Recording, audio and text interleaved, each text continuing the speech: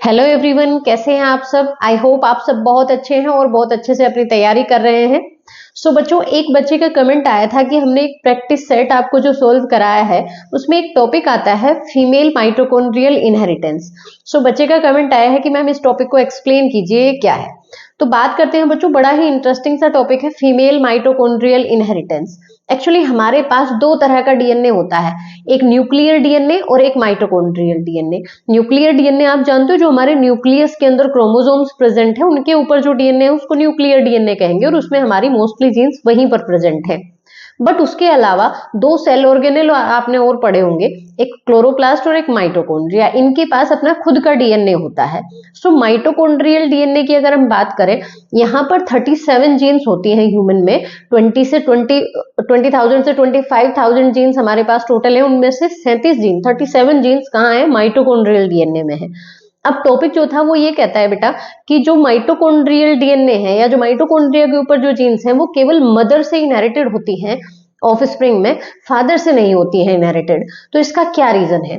इसके बारे में बहुत सारी रिसर्च हुई है बच्चों, डिफरेंट थ्योरीज है। एक थ्योरी की अगर हम बात करें तो ह्यूमन बीइंग में हम देखें, फर्टिलाइजेशन जब होता है एग का स्पर्म के साथ, तो जो स्पर्म है उसके बच्चों पोर्शन है, पार्ट है, हेड है, मिडल पीस है, नेक है, मिडल पीस है और टेल है।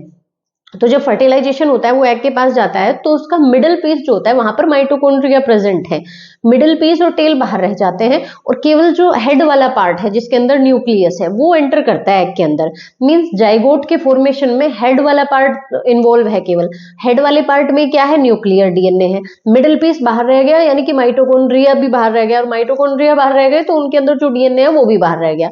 तो इसलिए फादर के स्पर्म से माइटोकॉन्ड्रिया वाला डीएनए नहीं इनहेरिटेड होता है ऑफस्प्रिंग में। केवल किसका आता है? मदर का। बिकॉज मदर का पूरा साइटोप्लाज्म जो है वो जाइगोट बनने में इन्वॉल्व है, तो मदर का माइटोकॉन्ड्रियल डीएनए जाता है ऑफस्प्रिंग में, ना कि फादर का।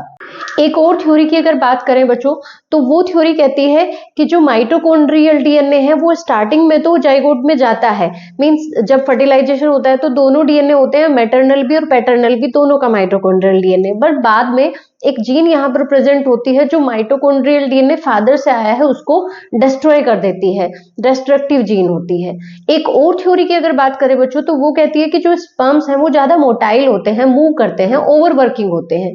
ये अपनी एनर्जी सोर्स के लिए किसका यूज करते हैं? अपने माइटोकॉन्ड्रिया का, इसलिए वो यूज अप हो जाते हैं, खर्च हो जाते हैं। और जो एग्स है वो अपनी एनर्जी सोर्स के लिए सराउंडिंग सेल्स का यूज करती है, अपने माइटोकॉन्ड्रिया यूज नहीं करती है।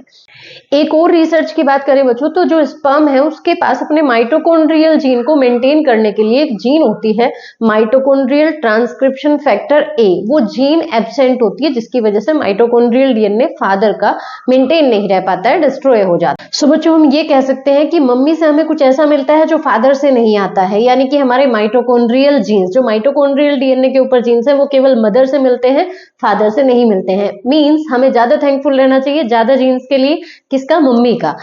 बच्चों, मिलते हैं नए टॉपिक के साथ अगली वीडियो में। तब तक के लिए पढ़ते रहिए, खुश रहिए। Thank you for watching.